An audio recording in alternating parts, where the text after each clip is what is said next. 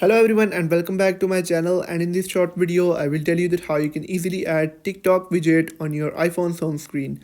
That's quite simple, interesting and easy, so make sure to watch the video till end so you don't make a single mistake.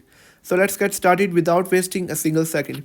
So guys, first of all you'll have to go to the empty area of your iPhone screen, and then you'll have to tap and hold, and your icons will start shaking along with the widgets.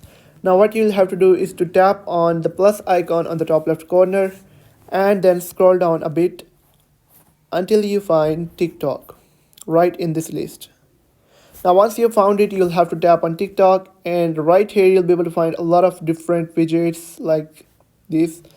I'll simply go with this one because it's smaller in size, and then you'll have to tap on add widget on the bottom and then hit done on the top right.